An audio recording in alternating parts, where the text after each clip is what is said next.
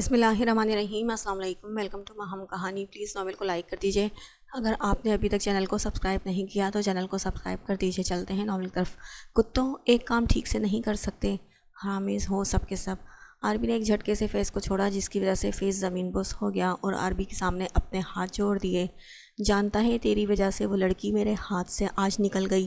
پہلی دفعہ عربی کی خواہش ادھوری رہی، تم سب کی وجہ سے، اور وہ بھی میری سب سے بڑی خواہش۔ عربی غصے سے پاک، اتنا تو وہ پہلے ہی جان گیا تھا کہ وجدان خان کوئی عام جم والا نہیں ہے، اور اب اسے یقین ہو گیا تھا۔ عربی نے پہلے فیض کو خوب مارا، پھر اپنی گن پکڑی اور آہستہ اس میں گولیاں ڈالنے لگا۔ فیض کانپتے ہوئے عربی کو دیکھ رہا تھا۔ اس وجدان خان کے بارے میں پتہ لگانے کا کہا تھا، کیا پتہ چلا؟ عربی نے اپنی گن کو ایک ادا سے گھماتے ہوئے پوچھا۔ جی باس، فیض کراہتے ہوئے اٹھ کر کانپتے ہاتھوں سے ایک فائل زمین سے اٹھائی اور اسے عربی کو پکڑا دیا۔ ویسے بھی وجدان خان کے بارے میں کچھ زیادہ معلوم نہیں کر پایا تھا۔ عربی نے اس فائل کے صفحے پلٹنا شروع کیے۔ عام سی معلومات تھی اس کے ماں باپ، اسکول اور کالج کے بارے میں۔ پہلے تو وہ ہر چیز کو نظر انداز کرتا رہا، مگر پھر اچانک ہی اس کی نظر وجدان خان کی تصویر پر پڑی۔ بھری آنکھوں میں حیرت آئی تھی، نہ جانے کتنی ہی دیر وجدان خان کو دیکھتا رہا تھا، اور پھر عربی نے ایک خطرناک سی مسکراہٹ کے ساتھ اس فائل کو زمین پر پھینکا اور پاس پڑے ٹیبل کو بھی الٹ دیا۔ کیوں سکندر، کیوں؟ ہر دفعہ تم ہی کیوں چھین لیتے ہو سب کچھ مجھ سے؟ عربی غصے سے چلاتے ہوئے پورا کمرہ تہس نہس کر رہا تھا، اور فیض خوف کے مارے کونے میں بیٹھا یہ سب دیکھ رہا تھا۔ پہلے بھی سب چھین لیا مجھ سے، ماں باپ، دولت، سب تمہیں ملا، اور اب زش بھی، میری محبت بھی چھین لی۔ کیوں؟ عربی تڑپ رہا تھا، اور اس کی یہ تڑپ اس کی چیخ و پکار سے ظاہر ہو رہی تھی۔ اسی لیے نفرت کرتا تھا میں تم سے سکندر، بہت زیادہ نفرت، اور اب میری سب سے بڑی خواہش بھی تمہاری وجہ سے ادھوری رہی ہے۔ تم سے چھین لوں گا میں اسے، سب چھین لوں گا۔ عربی نے سامنے موجود LED کو زمین پر پھینک کر توڑ دیا۔ فیض اب مکمل طور پر وہاں چھپ چکا تھا۔ وہ نہیں چاہتا تھا اس وحشت کے عالم میں وہ عربی کے سامنے جائے اور اس کا بھی حال ان چیزوں جیسا ہو۔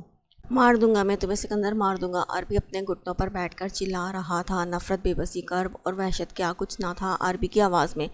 عربی کو ابھی بھی یاد تھا کہ وہ کیا تھا، صرف ایک کیڑا جسے کوئی دربار میں چھوڑ گیا تھا، اور اس کیڑے کا کام تھا لوگوں کے سامنے ہاتھ پھیلانا، ان سے بھیک مانگنا۔ کچھ لوگ وہ بھیک دے جاتے تھے اور کچھ لوگ اسے کیڑا سمجھ کر دھتکار دیتے تھے، دھکا دیتے تھے کہ وہ خود سے دور ہٹا دیتے تھے۔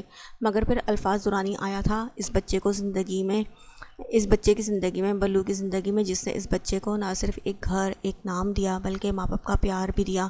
وہ سب دیا جس کی وہ چاہتی، اس بلو کو رومان بنا دیا۔ رومان بھی ان سب کو اپنا سمجھنے لگا۔ الفاظ روز رومان کو یہ احساس دلاتا کہ وہ رومان کا مقروض ہے۔ رومان نے اس کی جان بچائی تھی، اور اس لیے رومان تو ان کی محبت و چاہتوں پر اپنا حق جما بیٹھا تھا، ایسا حق جو صرف رومان کا تھا اور کسی کا نہیں۔ مگر پھر سکندر پیدا ہوا، اور ایک ہی پل میں اس بچے نے رومان سے وہ حق، وہ محبت، اپنے ماں باپ کا وقت سب چھین لیا۔ رومان جانتا تھا اس بچے سے، تب جلتا تھا اس بچے سے جب شاہانہ اسے پیار کرتی تھی، ساری کی طرح سکندر کے ساتھ رہتی تھی، ہر وقت بس سکندر کا نام ہی ہوتا تھا ان کی زبان پر۔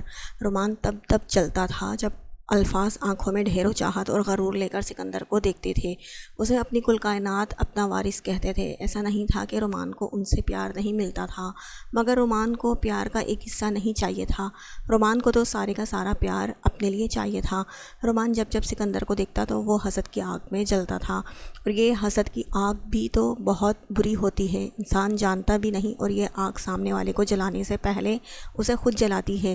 رومان نے بہت کوشش کی تھی کہ الفاظ کی نظروں میں سکندر سے آگے جانے کی، ہر برے کام کا الزام وہ سکندر پر لگاتا، اور خود سب سے اچھا ایک آئیڈیل بیٹا بن کر رہتا، جس کے لیے سب کچھ اس کے باپ کی خواہش ہے۔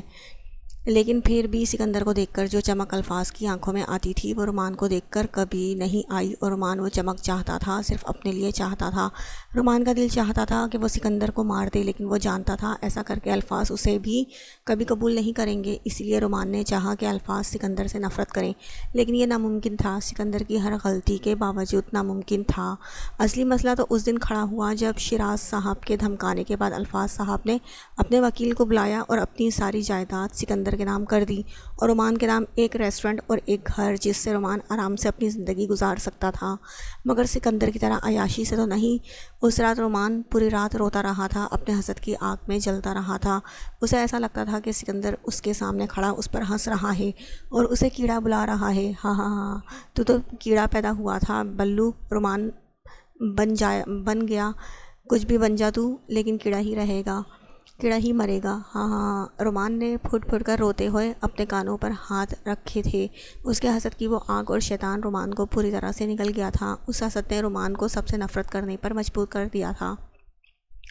الفاظ نے شاہانہ سے سب سے نفرت ہو گئی تھی اسے، رومان کو، اور اب رومان کو بس سکندر کو روتے ہوئے دیکھنا تھا، تڑپتے ہوئے دیکھنا تھا۔ اسی لیے الفاظ صاحب کے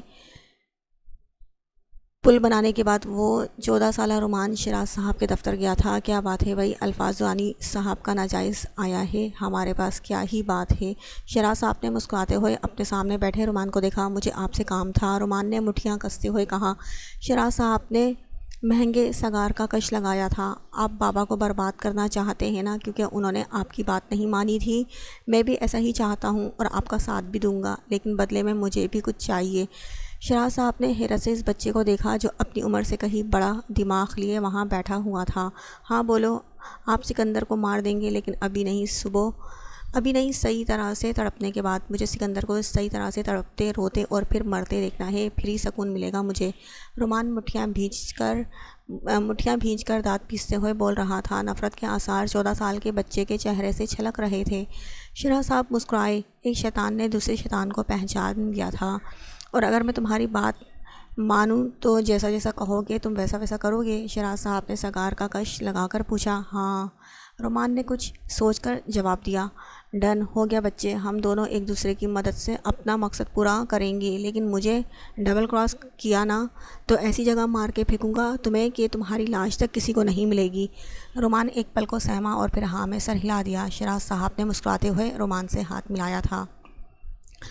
اس کے بعد رومان نے بالکل ویسا ہی کیا جیسا شیراز صاحب نے اس سے کہا۔ الفاظ کو پھنسانے، اس پر جھوٹا الزام لگانے میں آدھا ہاتھ رومان کا تھا، کیونکہ الفاظ صاحب کی تمام پرسنل ڈیٹیلز رومان نے ہی تو شیراز صاحب کو پہنچائی تھی۔ پھر ویسا ہی ہوا جیسا رومان نے چاہا تھا۔ الفاظ جیل میں چلے گئے اور دن رات اپنے باپ کے لیے سکندر کو روتا تڑپتا دیکھا۔ اسے بخار میں مبتلا دیکھ رومان کو عجیب سا سکون ملتا، مگر اس کی چالاکی یہ تھی کہ اس نے ایک سیکنڈ کے لیے بھی خود پر کسی کو شک نہیں پڑنے دیا تھا۔ شاہانہ کی نظر پڑتے ہی رومان مگرمچھ کے کئی آنسو بہا لیتا اور اسے روتے دیکھ شاہانہ اور تڑپ اٹھتی۔ رومان، تم تو میرے بہادر بیٹے ہو نا، سکندر تو بچہ ہے، تم تو ہمت کرو رومان، میرا سہارا۔ شاہانہ تڑپ کر رومان کو خود سے لگا کر کہتی۔ پھر وہ دن بھی آیا جب الفاظ پر عوام میں سے ہی کسی نے گولی چلا دی، لیکن یہ بات رومان اور شیراز ہی جانتے تھے کہ ایسا کرنے والا شیراز کا ہی آدمی تھا۔ شیراز نے رومان سے وعدہ کیا تھا کہ اسے الفاظ کی دولت اور سکندر کی موت دیکھنے کو ملے گی، مگر اب رومان کو کچھ اور بھی چاہیے تھا۔ اسے شاہانہ کا پیار، اس کی ممتا چاہیے تھی۔ اسی لیے تو رومان نے خود پر گولی لگنے کا جھوٹا ڈرامہ کروایا، تاکہ سکندر کے مرنے کے بعد جب شاہانہ بالکل تنہا ہو جائیں تو رومان انہیں سہارا دے، پھر ان کا سارا پیار اپنے لیے رکھ لے۔ یہ تو وہ بعد میں بہانہ بھی لگا سکتے تھے کہ رومان کو گولی لگی تھی، لیکن وہ بچ گیا تھا، مگر یہاں بھی سکندر ہی جیت گیا۔ جب شاہانہ نے اپنے لال کی موت کو دیکھنے کے بجائے اپنا گلا کاٹنا پسند کیا، تب تو رومان کی نفرت مزید پختہ ہو گئی تھی۔ پھر رومان نے آرام سے شیراز کے آدمیوں کے ساتھ ایک کمرے میں بیٹھ کے ہنستے ہوئے ٹی وی پر سکندر کو بم والی جیکٹ پہنے اس گلی میں جاتے دیکھا، اور پھر اس گلی میں ہونے والے اس بڑے سے دھماکے کو دیکھا جس سے سکندر کی ہڈیوں تک کا سرما بن گیا تھا۔ کسی کو تو سکندر کی لاش بھی نہیں مل سکی تھی۔ سکون کی ایک لہر رومان کے پورے جسم میں دوڑی تھی۔ آج اس کے حسد کی آگ کو ٹھنڈک ملی تھی۔ ایک ہنستا بستا گھر جلانے کے بعد حسد کا وہ جن اطمینان پذیر تھا۔ اس کے بعد رومان نے فیصلہ کیا تھا کہ وہ خود کو ایک طاقتور بنائے گا، ایسی طاقت جس کے سامنے سب جھکیں، اپنے ہاتھ پھیلائیں، بلکہ جیسے وہ بچپن میں پھیلاتا تھا تب وہی وہ آر پی بنا، اس ملک کا سب سے بڑا اور خطرناک گینگسٹر، جس کی وحشت سے سب ڈرنے لگے۔ ملک کا ہر غیر قانونی کام بالواسطہ یا بلا واسطہ آر بی ہی کرواتا تھا، تبھی تو بہت سے سیاستدان بھی آر بی کے تلوے چاٹتے تھے۔ آر بی ان کے لیے ایک دہشت بن گیا تھا، ایک ایسا شیطان جس سے سب ڈرتے تھے، اتنا خطرناک گینگسٹر ہونے کے باوجود عربی کبھی کسی کی نظر میں نہیں آیا تھا اور نہ ہی کبھی اس کے خلاف کوئی ثبوت ملا۔ لیکن پھر ایک دن اس شیطان کو بھی محبت ہو گئی ایک معصوم سی پری سے جو اس سے بہت چھوٹی تھی۔ صرف اسے دیکھ کر بہت عرصے بعد رومان کا دل دھڑکا تھا۔ اس میں پھر سے محبت پانے کی چاہ پیدا ہوئی، لیکن ایک شیطان کو پری کیسے ملتی؟ اس لیے رومان نے اس پری کے دل میں، اس کے ذہن میں ایسی دہشت ڈالنے کا فیصلہ کیا جو اسے رومان سے کبھی بھی دور نہ جانے دے۔ وہ چاہ کر بھی رومان کو بھلا نہ پائے اور اس کے بڑے ہونے پر ہی رومان اسے حاصل کر لے۔ مگر یہاں بھی رومان ہار گیا، پھر سے سکندر جیت گیا تھا اور یہ بات اب رومان کو گوارا نہیں تھی۔ حسد کی وہ آگ اب پہلے سے بھی کہیں زیادہ بھڑک چکی تھی۔ اب کی بار تو سکندر نے رومان کے دل پر وار کیا تھا۔ رومان کی چاہت، اس کی خواہش محبت سے کچھ زرش ہی تو تھی، سب کچھ زرش ہی تو تھی، اور اب بھی باقی سب کی طرح سکندر کی ہی تھی۔ بولا تھا نا تجھے، تو کیڑا ہے اور کیڑا ہی رہے گا، دیکھ لے، ہاں ہاں ہاں سب کچھ ہے تیرے پاس، سب کچھ، مگر وہ نہیں، وہ میری ہے، ہاں ہاں میری ہے وہ۔ رومان کو پھر سے سکندر اپنے سامنے کھڑا کہہ لگا کر اس کا مذاق بناتے ہوئے نظر آ رہا تھا، مگر اب کی بار وہ اکیلا نہیں تھا، اس کی باہوں میں زرش تھی، اس کے بازوؤں میں رومان کی خواہش، اس کی چاہت تھی۔ نہیں! رومان اوپر کی طرف منہ کر کے بہت زور سے چلایا تھا، بہت درد تھا اس کی چیخ میں، مگر اس درد کے باوجود وہ شیطان کہیں سے بھی قابل رحم نہیں تھا۔ بھلا جو حسد کی آگ میں اپنے ساتھ ساتھ باقی سب کو بھی جلا لے، اس پر کیا رحم کرنا؟ اپنا گنہگار وہ خود تھا۔ فیض نے گھبرا کر عربی کو دیکھا جس کی خوبصورت بھری آنکھوں میں اب آنسو تھے۔ باس۔ فیض آہستہ سے عربی کے پاس گیا اور اس کے کندھے پر اپنا ہاتھ رکھا، مگر اچانک ہی بہت تیزی سے عربی نے اٹھ کر فیض کی گردن کو بہت زور سے جکڑ لیا۔ مجھے وہ چاہیے فیض، وہ چاہیے مجھے، بالکل زندہ۔ اب میرے دل میں جو آگ اس سکندر نے لگائی ہے نا، وہ اتنی آسانی سے نہیں بجھے گی۔ وہ اس کی آنکھوں کے سامنے ہی جب اس کی محبت کی دھجیاں اڑا دوں گا نا، تب سکون ملے گا مجھے، تب چین آئے گا اس دل کو۔ فیض ہر ممکن کوشش کروا رہا تھا اپنی گردن کو چھڑوانے کی، لیکن عربی کی پکڑ بہت مضبوط تھی۔ عربی کی رگیں غصے سے تن گئی تھیں۔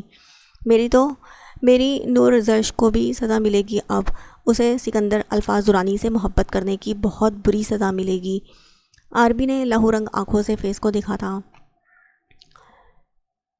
ڈھونڈو انہیں فیض اور میرے پاس لاؤ، ورنہ تمہارے ٹکڑے ٹکڑے کر کے جانوروں کو کھلا دوں گا۔ ایک ہفتہ ہے بس تمہارے پاس، صرف ایک ہفتہ۔ عربی نے ایک زوردار جھٹکے سے فیض کو چھوڑا اور فیض بھی موقع غنیمت جان کر وہاں سے کھانستے ہوئے غائب ہو گیا تھا۔ نہیں چھوڑوں گا تمہیں اس بار سکندر، بہت تڑپاؤں گا، میری آنکھوں کے سامنے ہی تڑپ تڑپ کر مرو گے تم۔ عربی نے وحشت سے کہتے ہوئے اپنا ہاتھ بہت زور سے سامنے میز موجودہ شیشے کی ٹیبل پر مارا تھا۔ زرش اٹھی تو وہ کمرے میں بالکل اکیلی تھی، مگر حیران تو وہ اس بات پر تھی کہ وہ اس کمرے میں کیسے آ گئی۔ وہ تو اشال کے پاس نہیں سوئی تھی، کہیں وجدان ہی تو اسے یہاں لے کر نہیں۔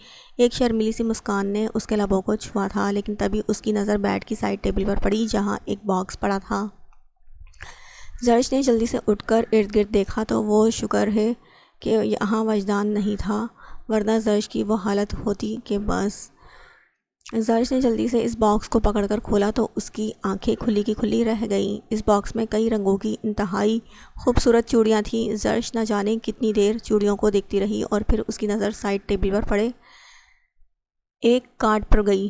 دنیا میں بہت سی خواہشات ہوتی ہیں نور خان، لیکن میری خواہش بہت سادہ ہے، تمہیں سننے کی، تم سے بہت ساری باتیں کرنے کی، مگر ایسا نہیں ہو سکتا، اس لیے تمہیں یہ چوڑیاں دی ہیں تاکہ ان کی کھنکھناہٹ سے میرے دل کے اس حصے کو کھنکھناہٹ سکون ملے جسے تمہاری آواز سننے کی بہت زیادہ بےتابی ہے۔ اگر آج انہیں پہن کے تم نیچے آئیں تو میں سمجھ جاؤں گا میری ہر چھوٹی سے چھوٹی خواہش، میری ہر چھوٹی سے چھوٹی غلطی کو بھلا کر تم میری سچی محبت پر یقین کر لیا ہے تم نے، صرف اپنے نور کا وجدان۔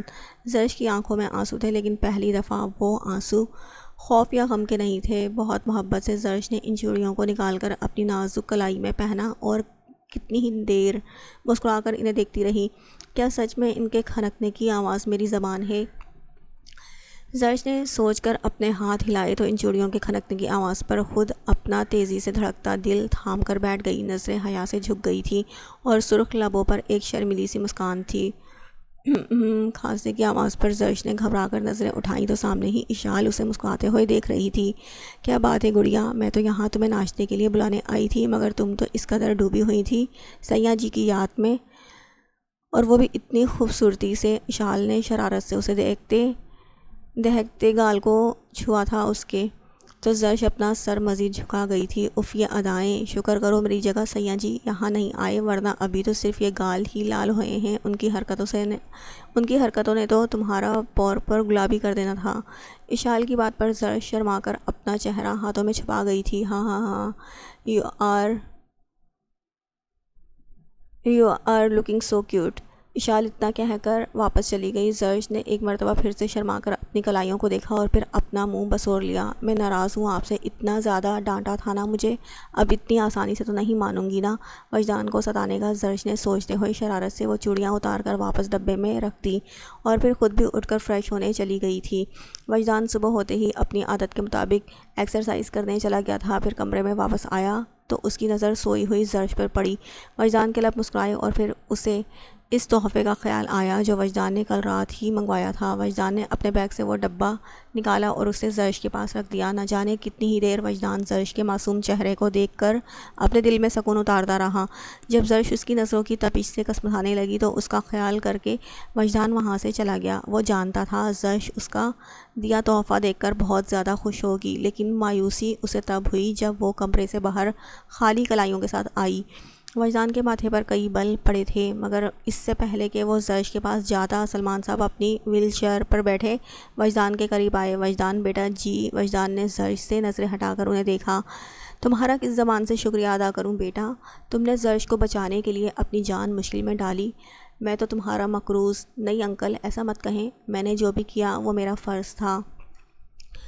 نور بیوی ہے میری، مجھے ہمیشہ اس بات پر افسوس رہے گا میں نے یہ فرض سمجھنے میں بہت دیر کر دی۔ نور میری ہی وجہ سے اس مصیبت میں پھنسی، لیکن اللہ کا لاکھ لاکھ شکر ہے کہ اس نے میری نور کی حفاظت کی۔ کوشش کروں گا کہ میری باقی کی زندگی اللہ کا شکریہ ادا کرنے اور اپنی غلطیوں کا مداوع کرنے میں گزرے۔ وجدان نے مسکرا کر کہا تو سلمان صاحب بھی مسکرا دیے۔ بالکل صحیح کہا تھا شایان نے کہ تم سے بہتر زرش کے لیے کوئی ہو ہی نہیں سکتا۔ جی؟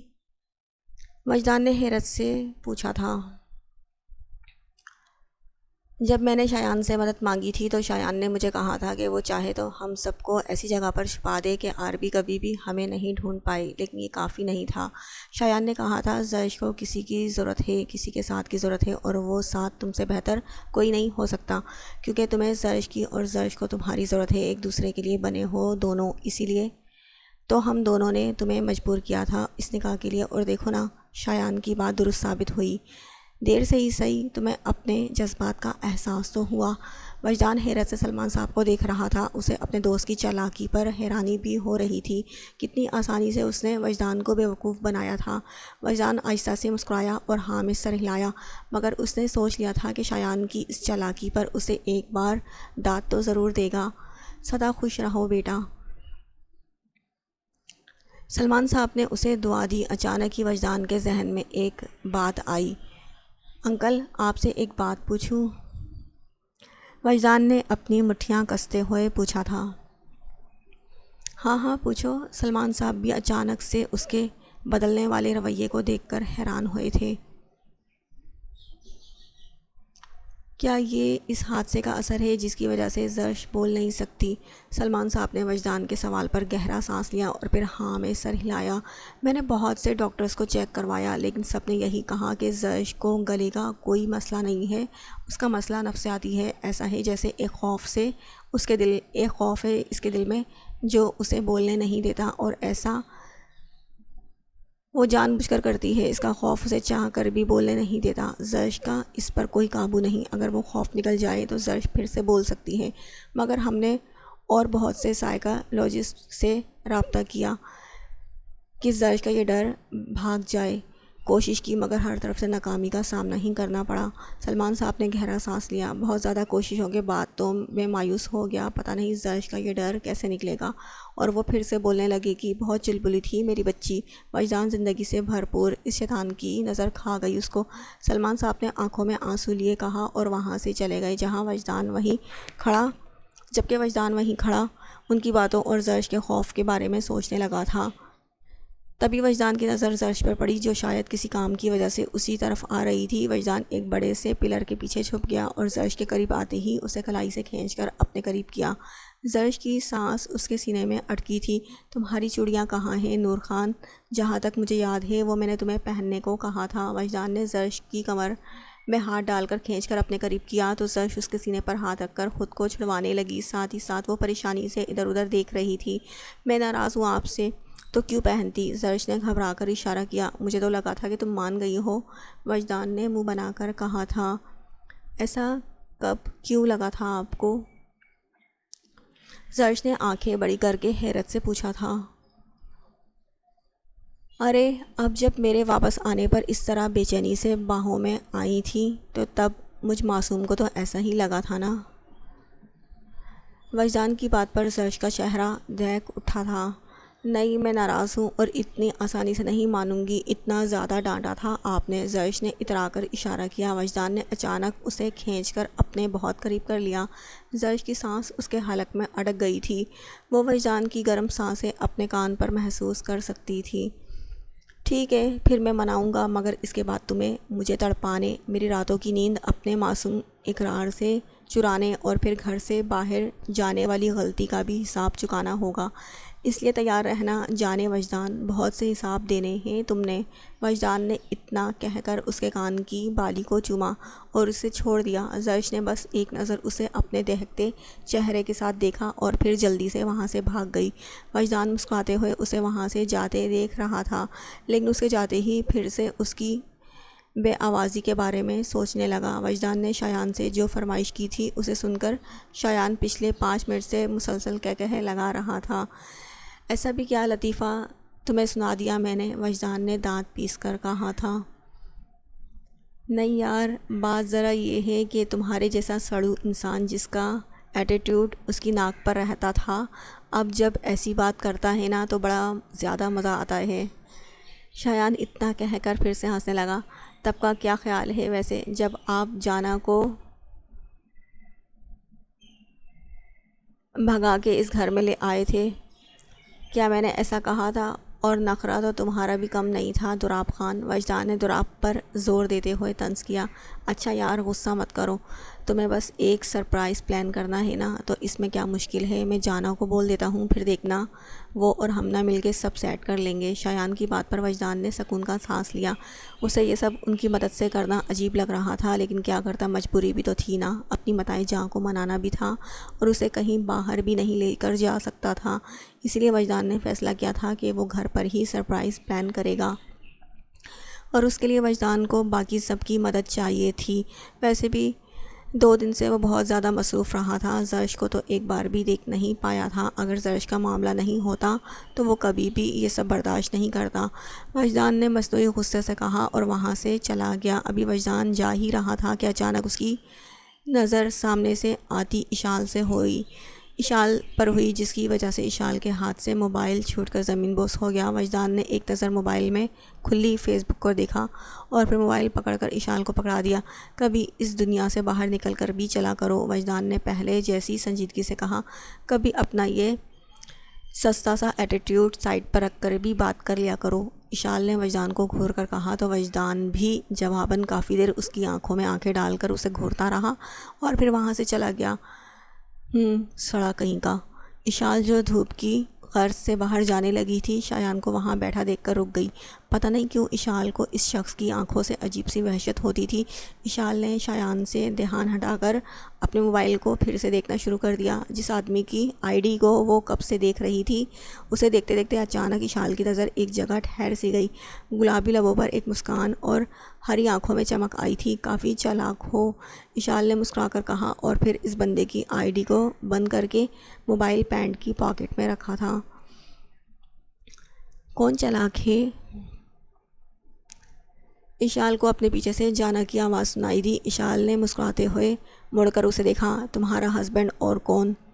سوچتی ہوں کہ تم جیسی پری کو یہ باگڑ بلّا ہی ملا تھا کیا شادی کرنے کے لیے، اس سے تو بہتر کنواری زندگی تھی میری طرح، اشال نے اترا کر کہا، جبکہ جانا کی سوئی تو ایک ہی لفظ پر اٹکی تھی۔ ہاں بھاگڑ بلّا،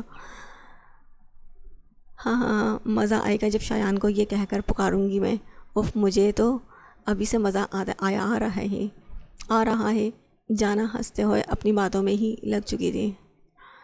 اشال نے بھی سکھ کا سانس لیا اور جانا کے ساتھ باتوں میں لگ گئی۔ اچھا اشال، تمہیں پتہ ہے شایان نے مجھے کہا ہے کہ ہم نے زرش کے لیے سرپرائز پلان کرنا ہے کل رات تک۔ آؤ نیچے چل کے آپ ہی سے ڈسکشن کرتے ہیں اس بارے میں۔ اشال بھی دلچسپی سے جانا کے ساتھ چل دی۔ زرش کو انہوں نے بہانے سے فاطمہ بیگم کے پاس بھیج دیا تھا اور انہیں خاص طور پر ہدایت دی تھی کہ زرش کو باہر نہ نکلنے دیا جائے۔ وجدان تو کسی کام سے اپنا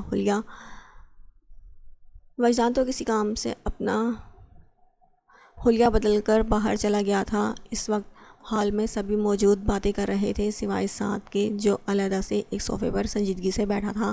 ارے کیا ہوا کیپٹن، آپ کیوں اتنے اداس ہیں؟ شایان نے سعد کے پاس بیٹھ کر شرارت سے پوچھا۔ ارے یار دیکھو نا، سب کی زندگی کتنی حسین ہوتی جا رہی ہے، یہاں تک کہ وجدان کا بھی نکاح ہو گیا، جس کی طرف سے ہمیں کوئی امید نہیں تھی، لیکن لگتا ہے میرے نصیب میں شادی کا لفظ ہی نہیں لکھا گیا۔ سعد نے ایک ٹھنڈی آہ بھر کر دور کھڑی موبائل استعمال کرتی اشال کو حسرت سے دیکھ کر کہا۔ کل سے اشال نے بات کرنا تو دور، سعد کو بلایا تک نہیں تھا۔ تو تمہارے لیے بھی کوئی ڈھونڈ لیتے ہیں، شایان نے اس کے پاس بیٹھتے ہوئے کہا تھا۔ ارے اپنے اتنے اچھے نصیب کہاں، ہم تو کنوارے ہی مریں گے، سعد نے اس مرتبہ کافی اونچی آواز میں کہا تاکہ اشال کو متوجہ کر سکے، اور وہ اس میں کامیاب بھی ہوا تھا۔ ارے کیوں بھلا، میرے ہوتے ہوئے آپ کس طرح سے کنوارے رہ سکتے ہیں ایجنٹ جی؟ اشال جلدی سے اس کے پاس آئی تو سعد اس کی بات پر مسکرا دیا تھا۔ یہ دیکھیں نا، یہ سوشل میڈیا بڑے کمال کی چیز ہے، ابھی ایک سیکنڈ میں آپ کے لیے کوئی نہ کوئی حور ڈھونڈ ہی لوں گی۔ اشال نے نظریں اپنے موبائل پر گاڑ کر کہا۔ یہاں دیکھیں۔ اشال نے جلدی سے موبائل اس کے سامنے کیا تو شایان، جو اس وقت پانی پی رہا تھا، موبائل پر موجود تصویر دیکھ کر بری طرح سے کھانسنے لگا، کیونکہ وہاں کسی لڑکی کی نہیں بلکہ ایک بھینس کی تصویر تھی، جبکہ سعد کا تو دل کر رہا تھا اس لڑکی کا موبائل ہی دیوار پر مار دے۔ ارے کیا ہوا، پسند نہیں آئی؟ سچ میں سوری ٹو سے ایجنٹ جی، جتنا آپ کا اسٹینڈرڈ ہے نا، آپ کو تو یہی مل سکتی ہے۔ اشال نے اتنا کہہ کر اپنا موبائل اس کے ہاتھ سے لیا اور اتراتی ہوئی وہاں سے چلی گئی، جبکہ سعد ابھی تک سکتے کی حالت میں تھا۔ آخرکار اشال نے اپنا غصہ نکال ہی لیا تھا۔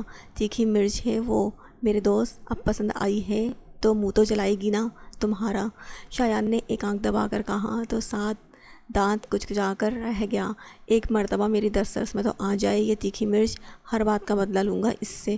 سعد نے منی من میں اشال سے بدلہ لینے کی کئی منصوبے بھی بنا لیے تھے۔ ان سب نے مل کر سارا دن محنت کی تھی اور شام کو چھت پر ہر چیز بالکل اسی طرح تھی جیسے وجدان نے چاہا تھا۔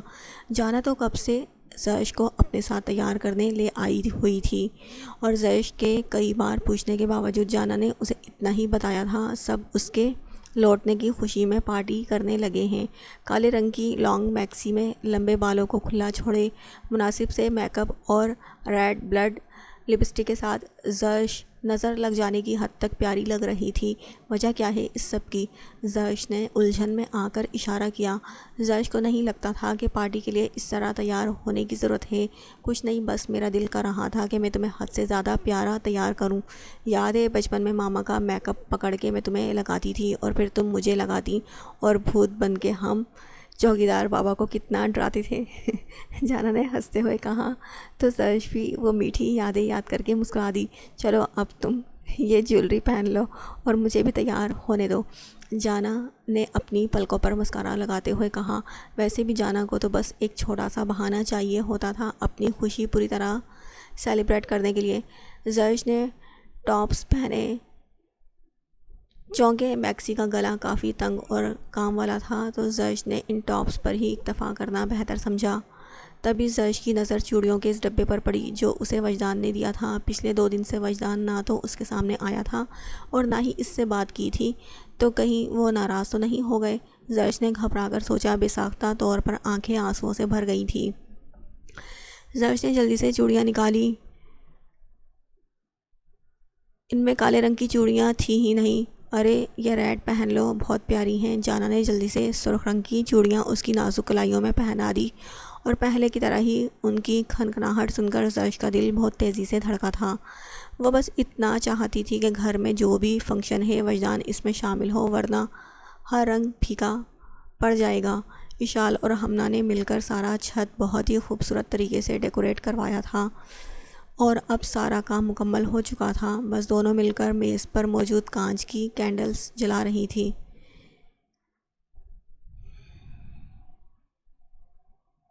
عثمان کی غصے سے بھری آواز پر ہمنا کے چلتے ہاتھ رکے تھے۔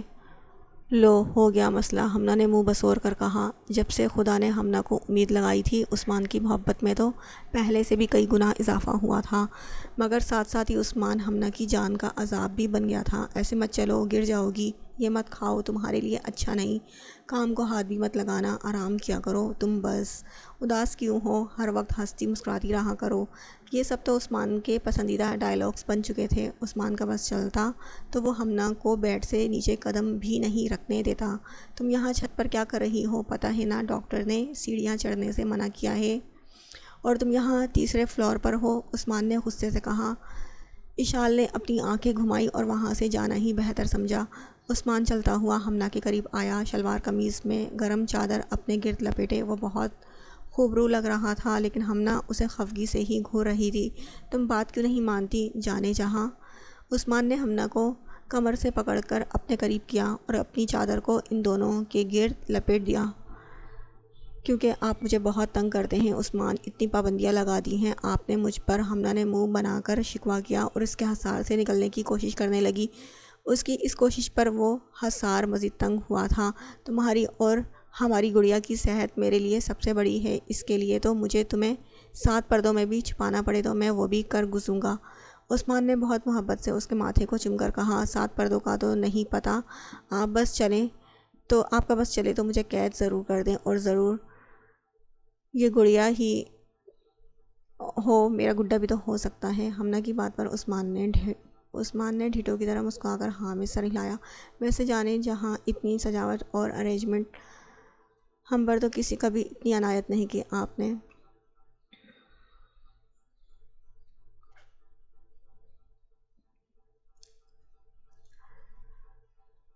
عثمان کی بات پر ہمنا حیرت سے اسے دیکھنے لگی۔ عثمان، آپ کی برتھ ڈے پر اتنا کچھ تو کیا تھا میں نے، آپ کو یاد نہیں؟ پھر جب ہمنا بولتے بولتے رکی اور پھر شرما کر عثمان کی باہوں میں چھپ گئی۔ عثمان کا کیا کہا فضا میں بلند ہوا تھا۔ وہ رات بھی بھلا میں بھول سکتا ہوں جانے جہاں، میری زندگی کی سب سے حسین رات تھی وہ۔ تم نے تو میری زندگی کو اتنا حسین بنا دیا ہے جانے جہاں کہ اب مرنے کا بھی غم۔ ہمنا نے فوراً اپنا ہاتھ عثمان کے لبوں پر رکھا اور خفگی سے اسے دیکھنے لگی۔ آپ ایسی باتیں مت کیا کریں ورنہ میں آپ سے ناراض ہو جاؤں گی، ہمنا نے آنکھوں میں آنسو لے کر کہا۔ عثمان سے دوری کا صرف خیال ہی اس کی دھڑکنیں روکنے کے لیے کافی تھا۔ عثمان نے مسکرا کر اس کی نم آنکھوں کو چوما اور شرارت میں پیار بھری گستاخی کر کے اسے اپنی باہوں میں اٹھا لیا۔ عثمان، یہ آپ اتارے، مجھے کوئی دیکھے گا تو کیا سوچے گا؟ ہمنا نے گھبراتے ہوئے کہا۔ ہاں جانے جہاں، سیڑھیاں چڑھ کر آ تو گئی ہو، اب اترنے نہیں دوں گا، اور کوئی دیکھ بھی لے تو مجھے کوئی فرق نہیں پڑتا۔ عثمان اسے بازوؤں میں اٹھا کر آہستہ سے سیڑھیاں اترنے لگا۔ تبھی انہیں کسی کے سیٹی بجانے کی آواز آئی۔ ہمنا نے گھبرا کر سیڑھیوں کے اوپر کھڑی اشال کو دیکھا، جو جینس ٹاپ میں ملبوس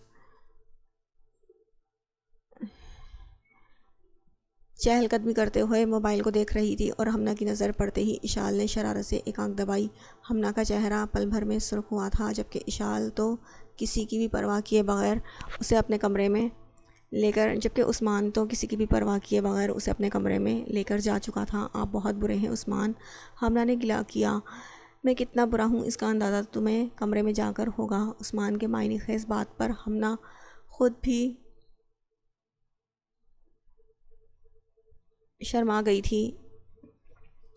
جانا زرش کو اپنے ساتھ چھت پر یہ کہہ کر لے گئی تھی کہ جو پارٹی انہوں نے رکھی ہے وہ چھت پر ہے، اور چھت پر پہنچتے ہی جانا نے زرش کو دروازے سے چھت پر بھیجا اور خود مسکرا کر ساتھ موجود کھڑکی سے چھپ کر باہر دیکھنے لگی۔ زرش کسی کھوئے ہوئے بچے کی مانند گھوم گھوم کر ہر چیز دیکھ رہی تھی۔ جانا نے بہت مشکل سے اپنے منہ پر ہاتھ رکھ کر ہنسی کو روکا تھا۔ یہ کیا ہو رہا ہے جانا؟ شایان کی آواز اپنے کانوں کے بالکل پاس محسوس کر کے جانا گھبرا کر پلٹی اور شایان کو دیکھا۔ ڈرا دیا آپ نے شایان، میں تو اتنے مزے سے زری کی جاسوسی کر رہی تھی۔ جانا نے ہنستے ہوئے دوبارہ اپنا رخ کھڑکی کی طرف کیا۔ بہت بری بات ہے جانا شاہ، اتنا گناہ ہوتا ہے کسی کی جاسوسی کرنے کا۔ شایان نے بہت محبت سے اسے اپنی باہوں میں سمیٹ کر کہا۔ جانا اس کی پکڑ میں مچلنے لگی تھی۔ جھوٹ مت بولے، سات بھائی ایجنٹ ہیں، اگر جاسوسی کا گناہ ہوتا تو وہ ایجنٹ کیوں ہوتے؟ جانا نے شایان کو حیران کر دیا۔ تمہیں کیسے پتا کہ 7 ایجنٹ؟ اشال نے بتایا۔ جانا نے جلدی سے بتایا تو شایان کو غصہ آ گیا۔ ایسی باتیں جانا کے لیے خطرناک ہو سکتا تھا۔ شایان کو ویسے ہی یہ اشال لڑکی بڑی مشکوک لگتی تھی اور اب تو معاملہ جانا کا تھا۔ شایان نے سوچ لیا تھا 7 سے کہے گا اسے اپنی زبان میں سمجھائے، اس سے پہلے کہ اشال کو دارا کا سامنا کرنا پڑے۔ شایان کی سنہری آنکھوں میں دہشت اتری تھی جسے شایان نے جانا کا معصوم چہرہ دیکھ کر چھپا لیا۔ چلو جانا شاہ، چلتے ہیں یہاں سے، شایان نے کہا اور جانا کا ہاتھ پکڑ کر وہاں سے اپنے کمرے میں لے آیا تھا۔ ویسے ایک بات تو بتاؤ جانا شاہ، تم کس خوشی میں اتنا تیار ہوئی ہو؟ شایان نے شرارت سے پوچھا تو جانا نے منہ پھلا لیا۔ کیوں نہیں ہو سکتی تیار کیا؟ اور اگر آپ کو اتنی ہی بری لگ رہی ہوں نا تو آنکھیں بند کر لیں، باگڑ بلے کہیں کے۔ جانا نے اپنا نازک ہاتھ بھی اس کی آنکھوں پر رکھ دیا تو شایان اس کی بات پر کہا لگا کر ہنسا اور کمرے میں آ کر دروازہ بند کر کے جانا کو اپنی باہوں میں بھرا۔ بری نہیں جانا شاہ، تم بہت زیادہ خوبصورت لگ رہی ہو، اتنی کہ یہ دل کہہ رہا ہے تمہیں اپنی باہوں میں لے لوں اور تمہاری سجاوٹ کو اپنے ہونٹوں سے نذرانہ عقیدت پیش کروں۔ پھر مجھے یہ بھی تو ثابت کرنا ہے نا کہ میں سچ میں باگڑ بلا ہوں۔ شایان نے پرتپش نگاہوں سے جانا کے لپسٹک سے سجے گلابی ہونٹوں کو سہلا کر کہا۔ جانا ہمیشہ کی طرح گھبرا کر شایان کی پناہوں میں چھپ گئی۔ کیا ہوا جانا شاہ، تمہیں نہیں جاننا کہ تم کتنی خوبصورت لگ رہی ہو؟ شایان کے سوال پر جانا نے اس کی باہوں سے نکلے بغیر انکار میں سر ہلایا۔ لیکن مجھے تو بتانا ہے نا کہ تم کتنی خوبصورت ہو، اور یہ بھی کہ میری زندگی میں آ کر تم نے کیسے اس کے خوابوں کی دنیا بنا دیا ہے۔ شایان نے بہت محبت سے کہہ کر اس کا چہرہ اوپر کیا اور بہت نرمی سے جانا کے ہونٹوں کو اپنے لبوں میں قید کر لیا۔ باہر موجود چاند بھی شرما کر بادلوں میں چھپ گیا۔ زر چھت پر آئی تو بہت زیادہ حیران ہوئی۔ پوری چھت کو سفید اور سرخ پردوں سے بہت خوبصورتی سے سجایا گیا تھا۔ لائٹنگ اور جگہ جگہ جلنے والی موم بتیوں نے سجاوٹ کو 4 چاند لگا دیے تھے۔ مگر پریشان تو زر اس بات پر تھی کہ جانا نے تو بتایا تھا کہ یہاں سب اس کے ملنے کی خوشی میں پارٹی کریں گے، لیکن وہاں تو کوئی موجود ہی نہیں تھا۔